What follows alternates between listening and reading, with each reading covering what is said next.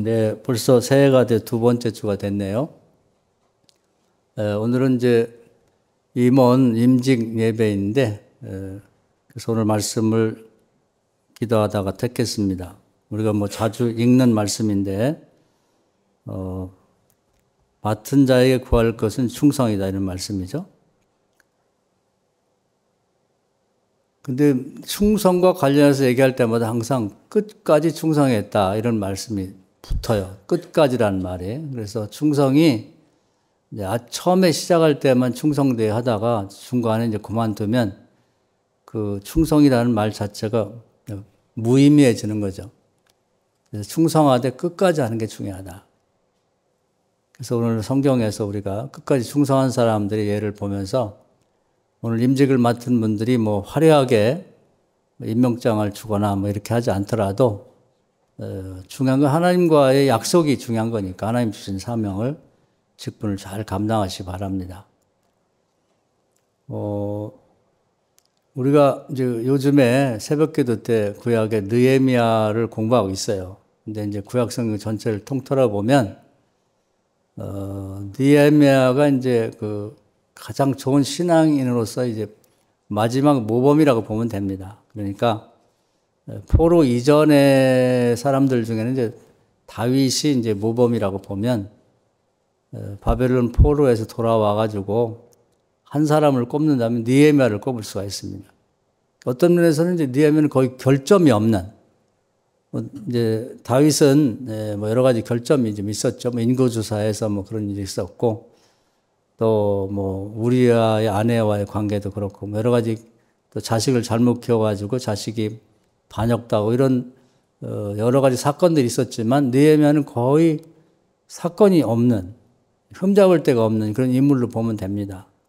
저도 다시 읽으면서 이번에 아주 큰 은혜를 받고 이분처럼 살면 좋겠다는 생각을 했어요. 근데 이분의 특징이 이제 충성하되 끝까지 하는 그런 전례를 우리에게 잘 보여주고 있습니다. 그래서 느헤미야는 본래 이제 페르시아의 황제 측근인 그런 술 맡은 책임자였습니다. 이제 술 맡은 사람, 음식 맡은 사람이 이제 가장 신뢰한다고 그랬죠. 옛날에 왕들을 음식에 독을 넣어갖고 많이 죽였어요. 그렇기 때문에 이제 가장 신뢰할 만한 사람을 이제 그 음식 책임자로 맡기죠.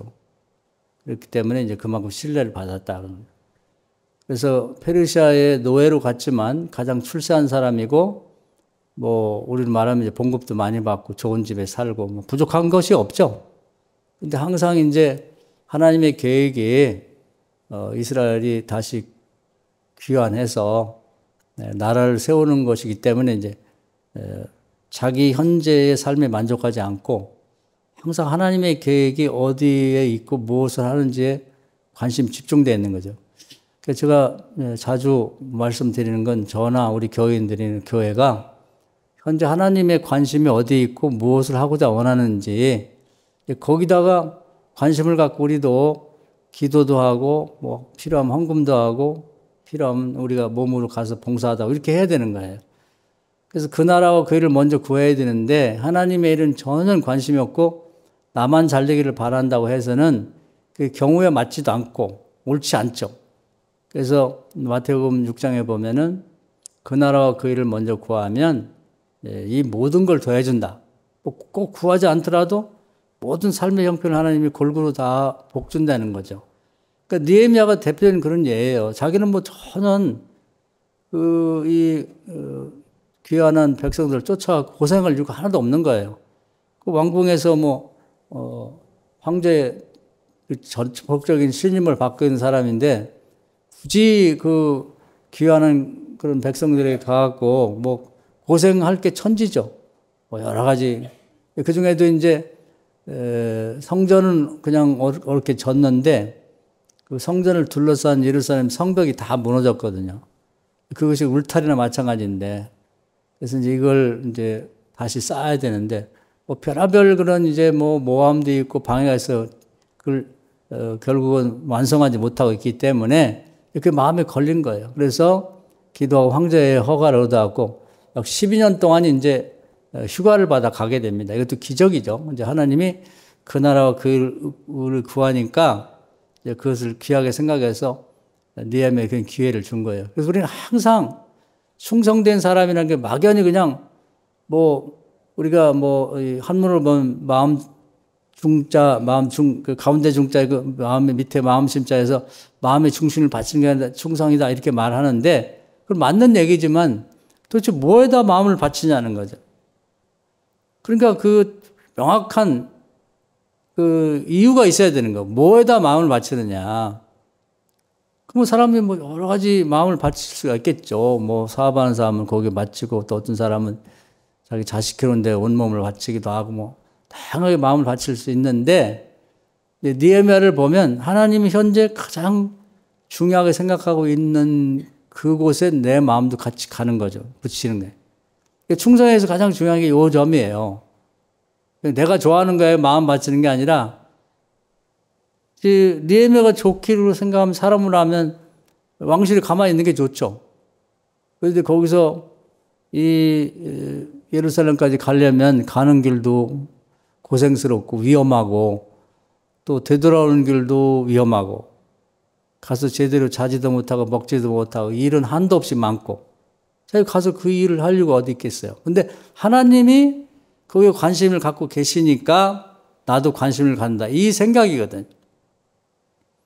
그래서 이제 가보니까 뭐 반대자들이 굉장히 많았죠. 특히 이제 남북으로 갈렸는데 북쪽에 그 과거로 말하면 이제 다 망해서 없어졌지만 이스라엘 10지파들이 이제 느헤미야 당시는 아수르에 패망해갖고 다 흩어져 별로 없는데 그 중에서 아주 약사 빠른 사람이 있었어요. 산발랏이라는 사람인데 이 사람이 아주 돈도 많고 아주 이게 뭐 사람들 인간관계를 잘 맺나 봐요. 그래서 페르시아에다가 뇌물을 주고 이제 그 지역의 총독이 됐습니다. 이렇게 그 지역을 이만큼 따서 관리하는 자가 된 거죠. 그리고 이제 남쪽에는 이제 이 유다 지역에는 예루살렘 중심한 그곳에는 이제 느헤미야가 총독이 돼서 와 있는데 그렇게 이 북쪽 사람이 시기 질투하면 못하게 하는 거예요. 그래가지고 이제 성벽을 짓다 그 사람 때문에 멈추고 있었는데 다시 허락을 받고 와서 느헤미야가 성벽을 나머지를 짓게 되니까 오래 걸리지 않았어요. 그 성경에 나오면 52일 걸리는데 그 52일을 그냥 쉬지 않고 공사를 할 수 없는 게 얼마나 방해가 많은지. 그래가지고 이제 그 마지막에 보면은 이 부분이 중요한 것 같아요. 성벽을 다 쌓았어요. 그리고 이제 마지막에 성문 틀도 만들고 성문도 짜놓고 이제 딱 갖다 걸면 돼. 근데 그때에 시험이 엄청 많은 거예요.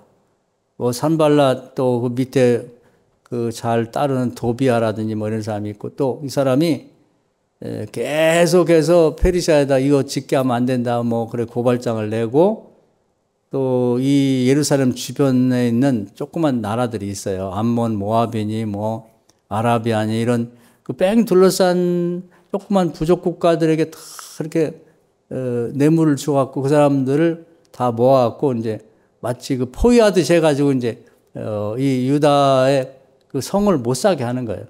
근데 마지막에 이제 요 성문만 다루면 될 그 시기에 가장 시험이 많았단 말이에요.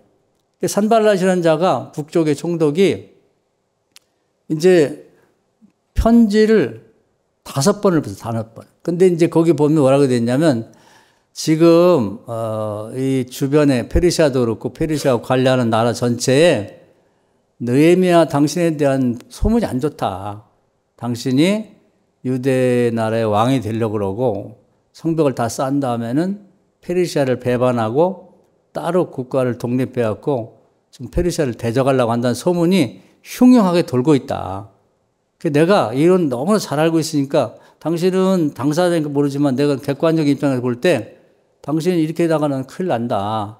내가 지금 도와줄 테니까 만나자.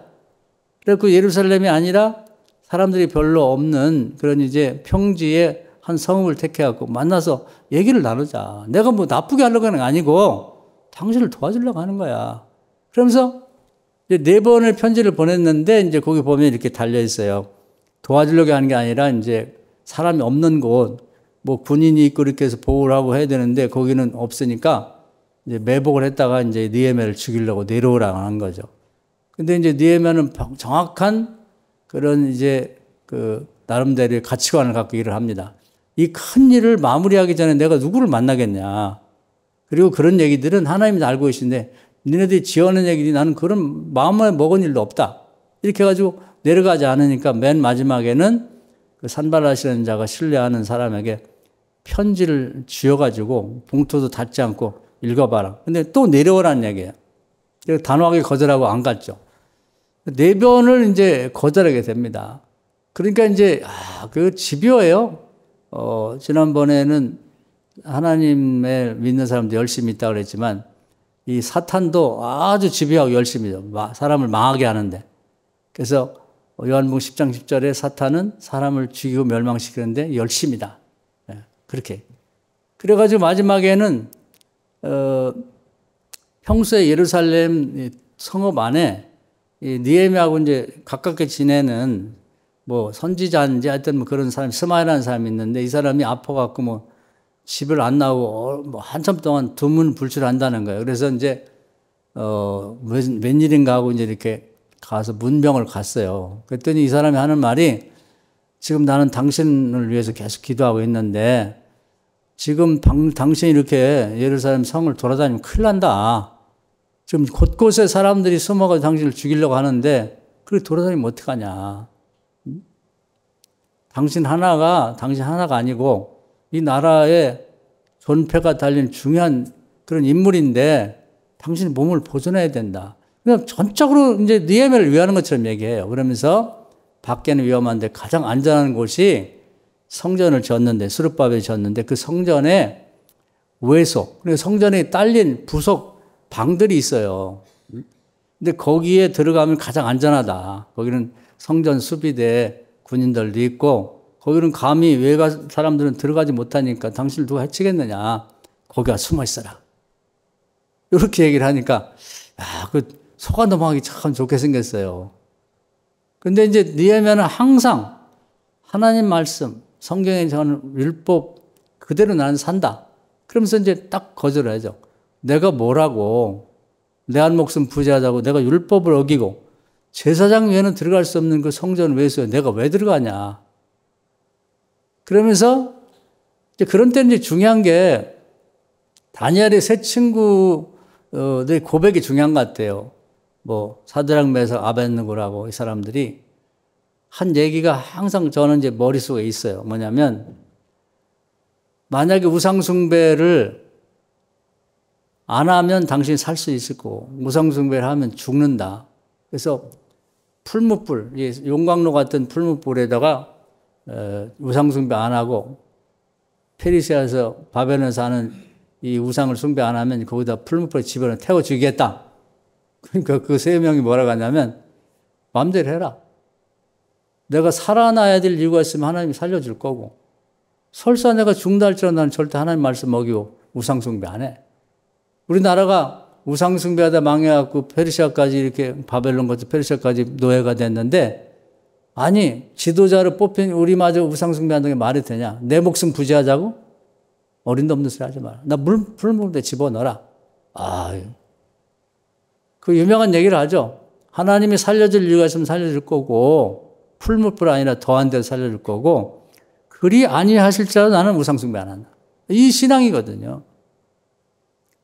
그래서 결국 그들은 이제 풀무불에 집어넣었는데 3명이 들어갔는데 가만히 밖에서 보니까 4명이 움직이는데 하나가 이제 그들을 구하려고 하는 천사가 와서 같이 있다가 살아나거든. 느헤미야의 신앙이 그런 거예요. 그러니까 느헤미야 같은 분들은 성경을 많이 공부하고 연구했기 때문에 그 전례를 잘 알아요. 전에 있었던 사례들. 그래서 그 신앙을 딱 잡고 똑같은 얘기를 하는 거예요. 내가 그런 짓 안 해도 하나님 나라를 살려주려면 백주 대나대 뭐 내가 예루살렘 활보고 다닌다고 누가 나를 해칠 거냐. 하나님 도와주면 살아야 될 이유가 있으면. 그리고 만약에 내가 어떤 이유가 있어 하나님 나를 죽이려고 데려가신다고 하는데 그리 하실지라도 나는 전혀 율법을 어기고 그 성전 외소에 제사장만 들어가는 곳에 일반인 내가 들어가지 않겠다. 내가 총독이지만 거긴 들어갈 자리가 있고 안 들어갈 자리가 있는 거지 내가 들어가겠느냐. 근데 나중에 알고 보니까 이 거짓 선지자 같은 사람이 이 느헤미야하고 이제 친분이 있다는 걸 알고 거짓말 아프다고 해가지고 그 자기 집에 끌어들여서 이제 그 성전에 들어가게 하고 율법 어기게 하고 그다음에 이제 같은 동족으로부터 이렇게 신뢰를 받지 못하게 하고 그러고 이제 거기서 아무도 없는 그곳에는 아무도 없거든요. 누구를 매복해왔다가 죽이려고 했던 거예요. 다 밝혀졌어요. 그러니까 성경에 보면은 그 자를 산발랏이라는 자가 돈 주고 매수했다는 거죠. 야, 그래서 할 수 있는 모든 방법을 동원해서 이 하나님이 맡겨주신 성벽 쌓는 일을 못하게 하는 거예요. 충성하되 끝까지 해야 되는데 마지막 그 문 해달라는 것, 문 해달라는 것만 남았는데 그때까지도 포기하지 않고 못하게 하는 거죠. 그래서 이 끝까지 한다는 게 중요한 거예요. 충성에서는.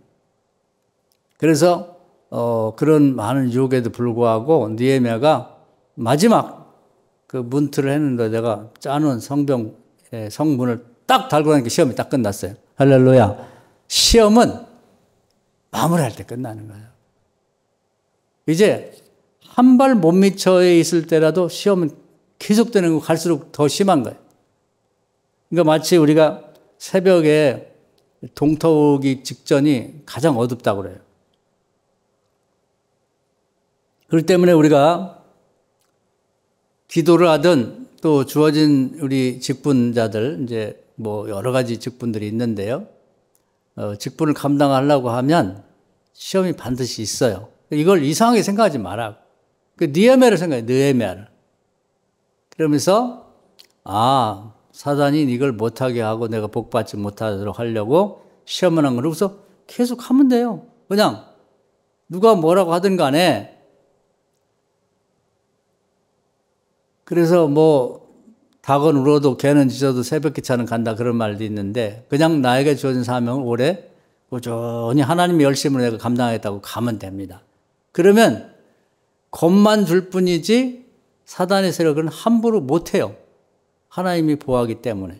그런 시험이 반드시 있다고 하는 걸 생각하면서 끝까지 마무리할 때까지 가야 되는 거예요. 그 성문을 해 다는 거하고 성문을 해놓고 아직 안 다른 거하고 그 차이가 백지한장 같은데 엄청난 차이가 있는 거예요. 대부분 이걸 잘 못하고 일을 잘하다가 성문에 달면 되는 그 시점에서 다 망합니다. 실패하는 거예요. 그래서 이제 성경이 전례가 우리에게 그런 걸 가르쳐 주는 거죠. 끝까지 잘해야 된다. 그래서 이제 결국은 느헤미야가 성문을 해 다르면서 나머지들이 이제 다 이제 일이 진척이 되는 거예요. 성벽을 쌓고 나니까 이제 초병들을 세워서 잘 지키고 큰 울타리가 형성되니까 그 안에서 이제 신앙을 이제 이렇게 다시 추스르기 위해서 느헤미야 8장에 보면 에스라라고 하는 이제 율법 학자를 모셔다가 6시간짜리 부흥회를 하죠. 그때 하나님께서 성령이 강력한 역사였고 나라가 완전히 뒤집어져 새로운 그런 영적인 체험을 하게 됩니다. 그래서 이들이 딱 그 은혜 받은 다음에는 하루 24시간을 4등분해서 6시간은 성경을 읽고 성경을 읽어보니까 세상에 내가 모르던 죄가 너무 많은 거예요. 나는 잘한다고 했는데 성경과는 다른 거지. 그걸 발견하게 되는 거예요.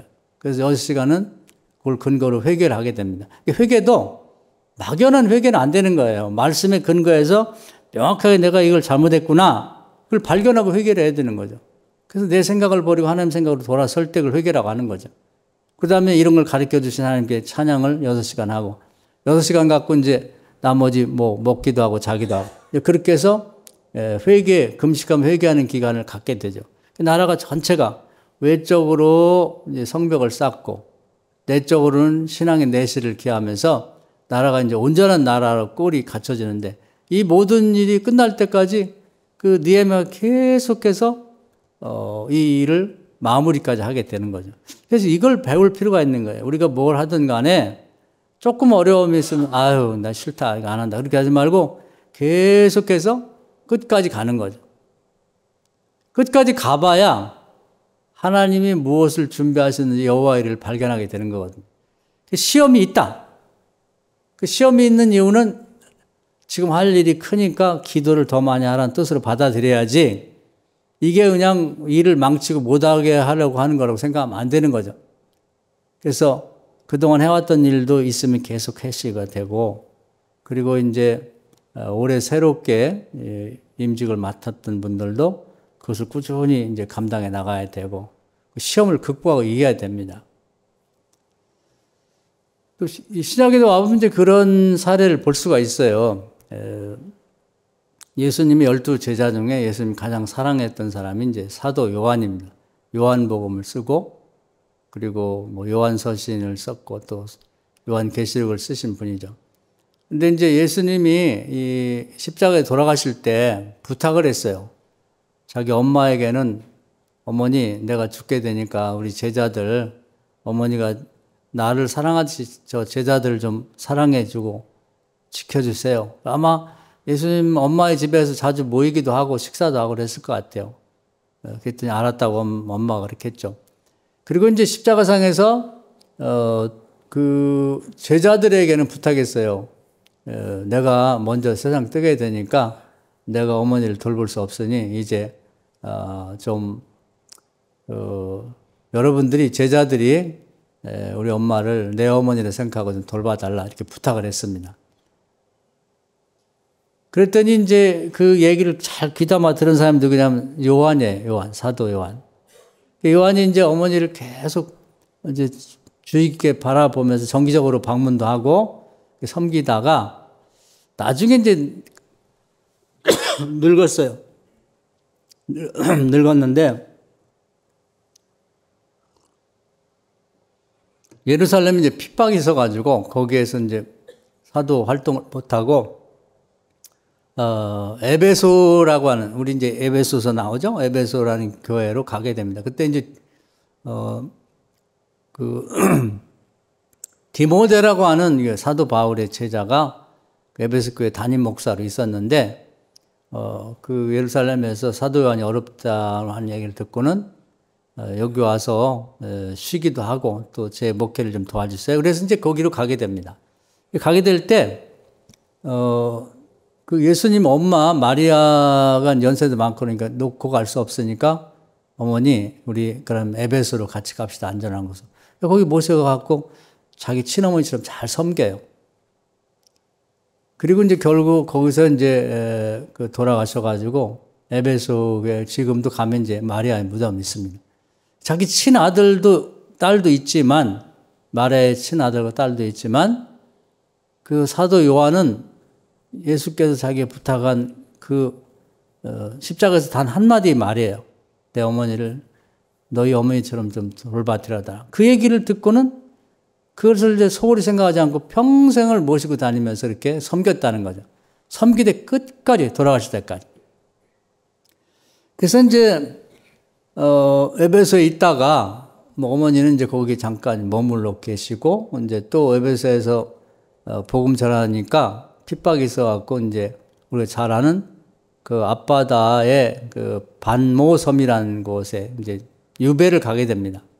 거기 가서 혼자 오늘 주일날, 우리처럼 주일날 혼자 예배 드리다가 예수님이 하늘에 내려오셔서 만나요. 그러면서 하늘로 데려가가지고 미래에 있을 일들을 잘 보여준다, 그렇게. 네가 총명하고 또 성경을 쓴 거 보면 이제 글을 잘 쓰잖아요. 그러니까 네가 보고 들은 것을 자세하게 기록해서 세상 사람에 알려라. 그래가지고 이제 요한계시록이 나온 거예요. 믿음 없는 사람들은 이제 뭐 읽어도 이사야 6장처럼 보아도 보지 못하고 들어도 듣지 못하고 가르쳐도 깨닫지 못하는 신비로운 책이 요한계시록인데, 그러면 여러 제자들 있잖아요. 마태, 마가, 누가, 요한 다 있는데 왜 하필 요한에게 그런 일을 맡겼을까? 뭐 인류에게 가장 큰 중요한 정보를 제공하는 걸 맡겼냐면 이런 것 때문에 맡긴 거예요. 예수님이 우리 엄마 좀 부탁한다 그 한마디 말을 소리 생각하지 않고 죽을 때까지 귀하게 여기면서 누가 알아주든 안 알아주든 자기 뭐 친아들, 딸이 있든 없든 간에 그 말씀을 내가 지켜야지. 이 충성하되 끝까지 하는 거, 이게 중요한 거거든요. 믿음 없는 사람은 아니 자기 뭐 그 마리아 아들, 친아들, 딸들인데 내가 뭐 하려고 그런 짓을 해? 그렇게 생각할 수도 있지만 그건 그 사람들의 생각이고 정말 십자가상에 돌아가실 때 자기들을 보고 하셨던 그 말씀을 마음에 담고 그것이 가치 있는 일이든 가치 없는 일이든 그것이 남이 뭐 귀하게 생각하든 귀하지 않게 생각하든 그 말씀을 담고 평생을 한다는 게 중요하거든. 그러니까 이런 정도의 사람이라면 하늘나라에 데려가서 귀한 말씀을 가르쳐주면 평생을 가르치고 그걸 진지하게 관리하고 세상에 알릴 거 아니에요. 그러니까 여러 제자들 중에도 주님의 말씀을 가장 귀하게 여기고 끝까지 충성하며 어머니를 모셨던 사람에게 가장 귀한 것을 요한계시를 가르쳤다. 이렇게 보면 되는 거죠. 그러니까 다 이유가 있는 거예요. 언뜻 여러분이 그 생각하기에 예수님 12제자가 있는데 왜 하필 요한이지? 이렇게 생각할 수 있잖아요. 그럴 만한 다 이유가 있는 거죠. 다 하나님 주님이 지켜보시고 그 요한에게 맡기면 되겠다. 이 말씀을. 그래서 요한계시록이 그 요한을 통해서 세상에 공개가 된 거죠. 그래서 우리는 꼭 뭐 예수님이 나타나셔갖고 오늘 직분자들에게 네가 뭐 교회에서 만나게 해서 이거 해라 저거 해라 이렇게 직접 말씀하면 내가 하겠다 그게 아니죠. 담임 목사를 통해서 기도하면서 결정이 됐으면 그 얘기를 소중히 생각할 필요가 있어요. 소중하게 주님이 나에게 맡겨주신 것 내가 원하는 것일 수도 있고 내가 원치 않는 것일 수도 있고 다른 사람은 쉽지만 나는 힘들 수도 있거든요. 그걸 소중히 간직하시고 주님이 나에게 준 직분이니까 끝까지 잘 감당해야지. 끝까지 충성되게. 이게 중요하죠. 그것이 이제 우리의 삶을 이끌어주는 그 견인줄이 되는 거예요. 우리가 한번 생각해 보세요. 올 한 해 살아가는데 도대체 내가 나를 하나님께서 이끌어준다고 할 때 뭘 갖고 이끄나? 사명 갖고 이끄는 거예요. 사명 갖고 이끌어주시는 거예요. 그 때문에 잠도 줄이고 그 때문에 기도하고 그 때문에 시간도 빼고 그걸 잘하려고. 그런 성의를 갖고 여러분 일을 하셔야 돼요. 야고보서 4장에 보면 너희가 나를 가까이 하면 내가 너희를 가까이 한다 이렇게 말씀하셨어요. 우리 하나님과 가까이 지내고 싶죠. 그럼 뭘 갖고 가까이 지내냐? 하나님 주신 사명 갖고 기도하면서 가까이 지낼 수가 있는 거예요. 모세가 하나님하고 얼마나 가깝냐면 사람들이 이렇게 모세가 기도하면 기도한다. 모세 기도한다. 그러면 자기 천막에 나와서 이렇게 멀리 본단 말이에요. 그럼 뭘 중얼중얼 그렇게 얘기하는데 하나님하고 얘기하는 게 꼭 친구하고 대화하는 것 같더라. 그 모세니까 친구하고 대화하는 것 같은 게 아니라 모세가 하나님과 함께 이제 출애굽을 하고 있잖아요. 온갖 고생을 무릅쓰고 그 사명에 관해서 얘기를 하는 거 하나님하고 친구처럼. 그 여러분도 오늘부터 한번 대화를 시도해 보세요. 오늘 맡긴 직분을 관심을 갖고 그걸 소재로 얘기를 해보란 말이에요. 교사하면 교사에 대해서 이제 맡겨주셨으니까 아이들 생각하면서 아무개는 어떻고 아무개는 어떻고 하나님 어떻게 하면 좋을까요? 청소하면 청소에 관해서 뭐 식사하면 식사에 관해서 뭐가 됐든 간에 여러분이 하나님께 맡겨준 것이 귀하고 약한 게 없어요. 레위 지파 사람들은 항상 레위 지파 중에도 아론의 후손들에도 열등감이 있어. 그래서 같은 레위 지파인데 왜 아론은 그 후손들에게 아론의 자식들은 다 제사장이 돼가지고 옷도 뭐 좋은 거 입고 또 먹는 것도 더 좋은 거 먹고 왜 그렇게 하고 같은 레위 지파인데 우리는 허드렛 일만 하냐? 응? 뭐 소 잡고 양 잡고 뭐 그 죄를 갖다가 버리고 왜 이런 것만 하지? 그러니까 하나님 책망하셨어요. 너희가 다른 일을 그만두고 너희 먹는 것은 백성들이 11조하고 헌물에서 먹고 살게 되고 하나님 일만 하는 게 얼마나 복된 일이냐. 그것이 적은 일이냐. 이렇게 말씀했다. 우리는 자기가 주어진 직분을 우리 교회는 뭐 그렇지도 않고 뭐 그렇게 많은 직분이 있는 것도 아니지만 자기에게 맡겨진 직분을 하찮게 여기고 다른 사람이 무슨 직분 맡으면 그게 시기 질투가 나가지고 왜 나는 저런 직분 안 줄까? 이렇게 생각하지 말라는 거예요. 하나님 나라에는 귀하고 약한 게 없다 이 말이에요. 그래서 제가 한번 오스트리아의 그 기도원, 수도원 얘기를 했죠. 수도원에서 수도원장이 제일 높은 사람이죠. 거기에 보면 신부들도 많고 수녀들도 있고. 그런데 사람들이 이제 말하기를 이구동성으로 그 수도원에서 제일 거룩한 사람이 누구냐? 문지기라, 문지기. 우리는 모두 수도원장이 되고 싶죠. 아우, 나도 수도원장 뭐 그냥 멋진 옷을 입고 그냥 뭐 방 큰 거는 차지하고 어디 가든지 앞자리에 앉고. 그렇게 생각하는데 그렇게 하지 말라는 거예요. 또 다른 수도원에서는 거기도 수도원장을 비롯한 많은 사람들이 있는데 가장 거룩한 사람이 누구냐면 밥하는, 다리를 다쳐서 쩔뚝거리는 장애를 가진 그분이 가장 거룩하다. 하나님이 나에게 맡긴 직분. 가서 시장 봐오고 장작을 펴고 물을 깃고 정말 주님이 잡수실 거로 생각하고 헛된 일 하면서 그냥 뭐 부엌대기 옷 입고 밥하는 그 사람이 가장 거룩하다. 이구동성으로. 우리는 뭐가 더 중요하고 덜 중요한 게 아니란 말이에요. 하나님이 맡긴 것은 다 소중한 거예요. 그 사람 소중히 생각하면 소중한 거죠. 남들이 생각해 아니 그까짓 게 뭐 대단하다고 수도원장이 좋지. 아니에요. 그렇게 생각하면 안 된다 이 말이에요. 그 직분을 내가 소중히 생각할 때 하나님 우리를 소중히 생각하는 거예요. 그래서 어떤 직분이든 간에 그걸 놓고 매일 기도하셔야 돼요. 이걸 어떻게 하면 더 잘할 수 있는 길이 없을까? 잘 되도록. 그럼 하나님하고 가까워질 수 있는 거고 그것이 다른 사람과 다른 거룩한 구별됨이라 이 말이에요. 그래서 이게 충성하되 우선 하나님 주신 직분이 뭔지도 모르는 사람이 많아요. 1년 지나도. 그래서 뭐 대단하게 무슨 임명장을 주지 않더라도 이름을 부르고 얘기를 해주면 아 이게 내 직분이라 생각하고 그걸 잘 감당하세요. 그리고 늘 기도하고 이게 이제 중간에 그만두면 어떻게 되느냐 그런 얘기도 좀 알 필요가 있죠. 그 마가복음을 쓴 마가 요한이라는 사람이 있어요. 사도행전에서 유명해졌죠. 그 마가 요한의 집이 상당히 부자였다고 그래요. 그래서 이제 2층 집이 예루살렘에 있는데 제가 가보니까 여러분들이 가시면 보게 될 거예요. 그 우리 교회 건물만 해요. 여기보다 좀 작나? 그 2층에 모여가지고 이제 기도하다가 120명이 성령 받은 장소거든요. 그러니까 어머니도 신앙이 좋고 마가도 신앙이 좋았던 것 같아요.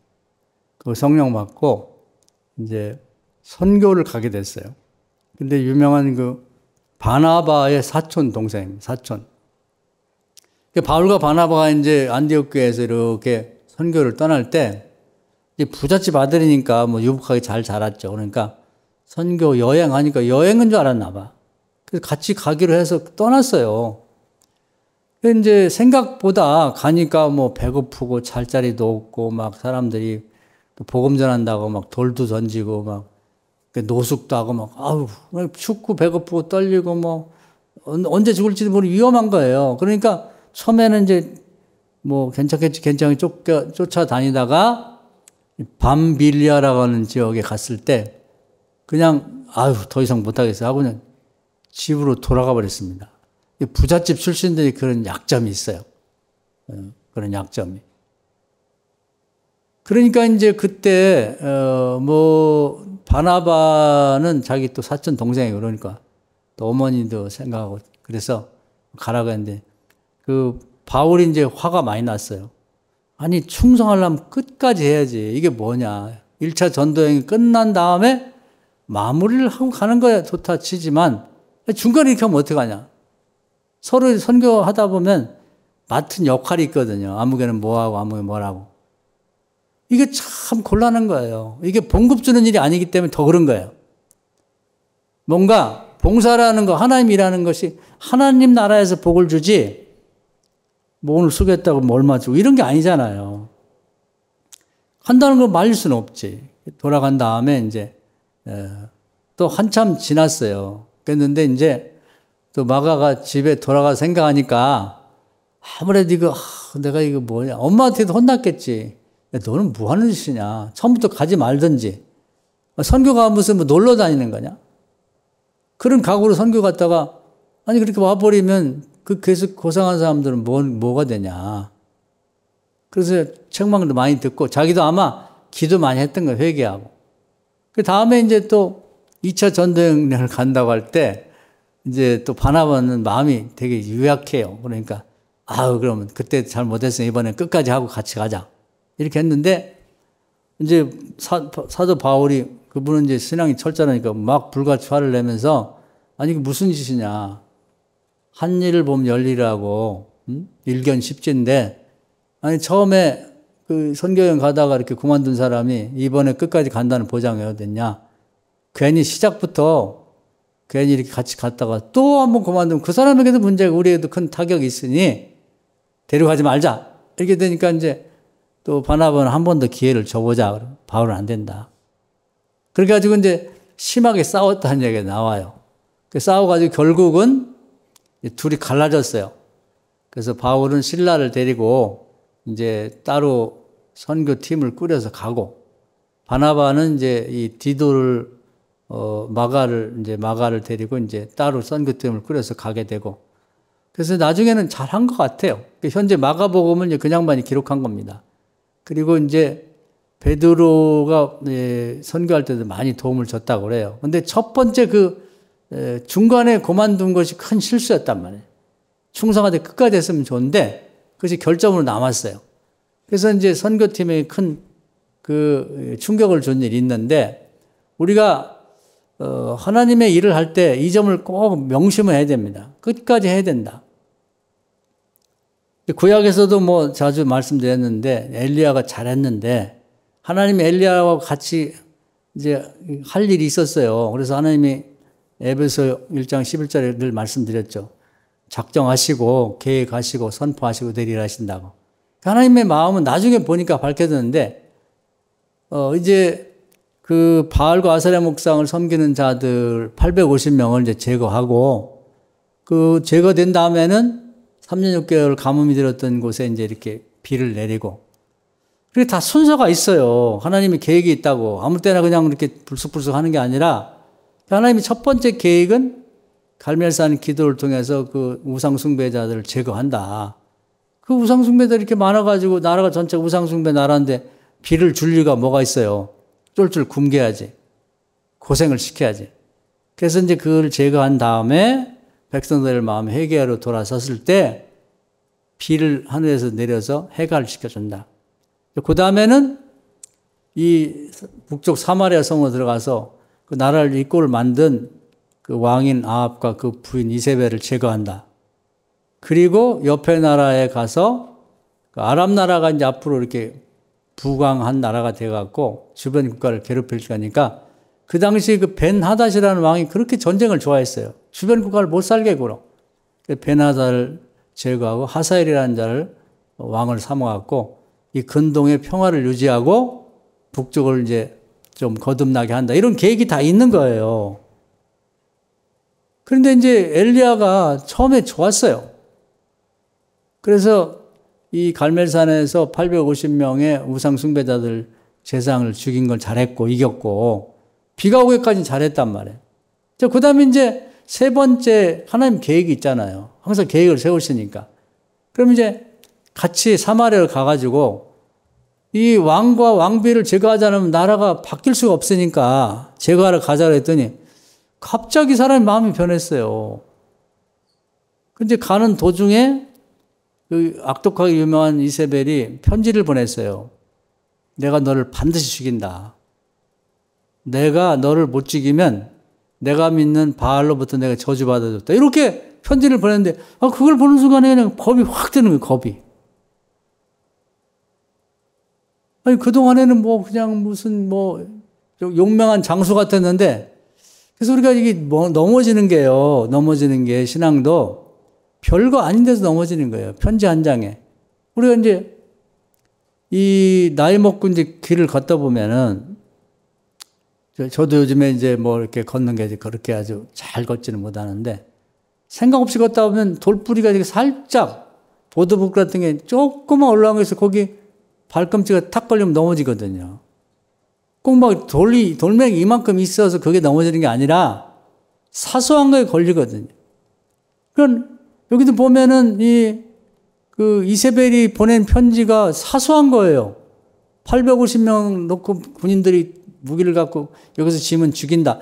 이런 것과 비교하면 사람 인편에 그 편지 한 장 보낸 게 뭐 대수예요? 근데 거기에 걸려 넘어진 거예요. 우리 이걸 잘 기억해야 됩니다. 우리가 신앙도 엄청나게 뭐 중요한 거 넘어지는 게 아니에요. 그래서 계시록에 보면 에베소 교회에게 한 말이 중요합니다. 네 신앙이 어디서 떨어졌는지, 네가 신앙생활을 왜 넘어졌는지 한번 거꾸로 올라가 보라는 거예요.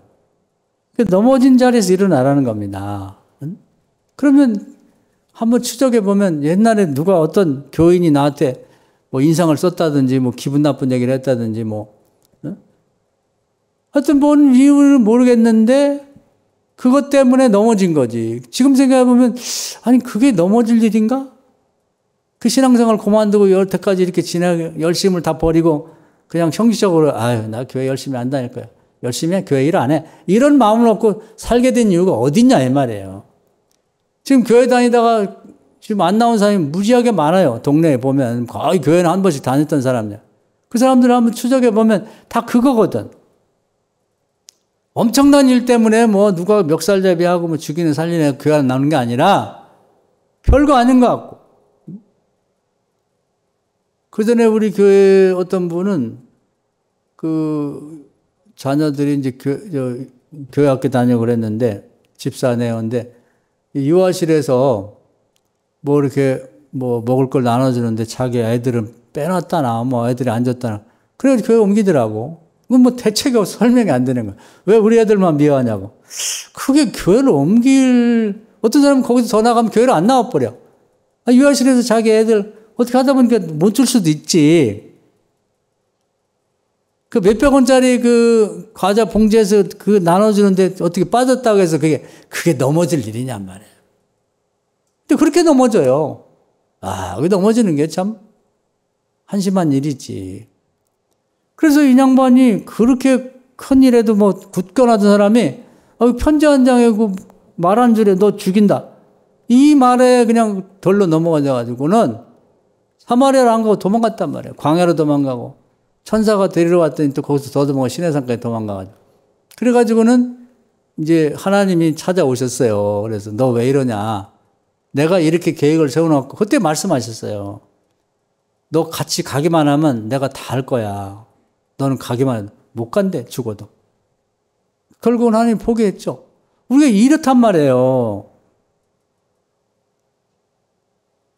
이사야 보고, 엘리야 보고 엄청난 일을 하라는 게 아니야. 하나님 다 아시고, 너는 가서 말만 하면 된다. 모세가 출애굽할 때 뭐 대단한 일 했나요? 그냥 가서 말만 전한 거예요.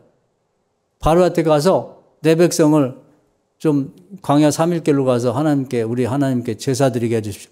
그 얘기도 못해요? 엘리야도 그 얘기하면 돼, 가서.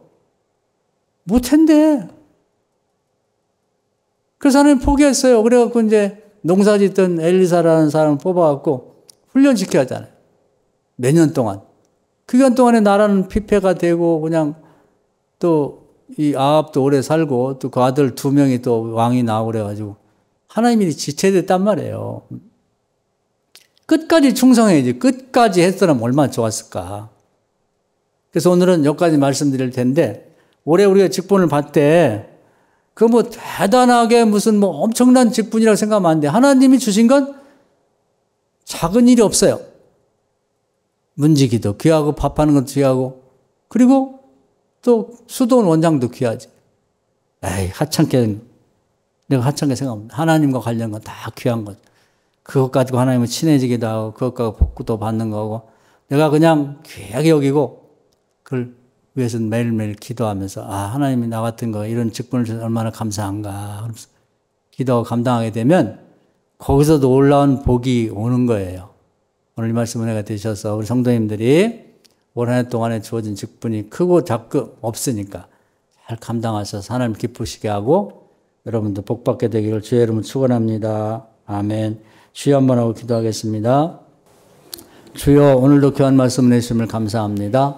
맡은 자에게 구할 건 충성이라고 말씀해 주셨사오니 하나님이여 올해 주신 우리 직분들을 잘 기억하고 또 그 직분을 소중히 감당할 수 있는 우리 교인들이 되게 하여 주시옵소서.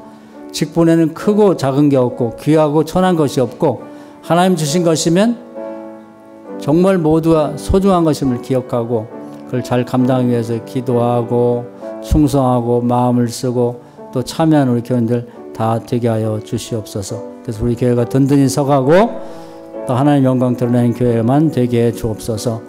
중간에 잊어먹거나 또 작은 일에 넘어져서 포기한 일이 없도록 주님이여 가르쳐 주시고 이끌어 주옵소서. 예수님의 이름으로 기도하옵나이다. 아멘.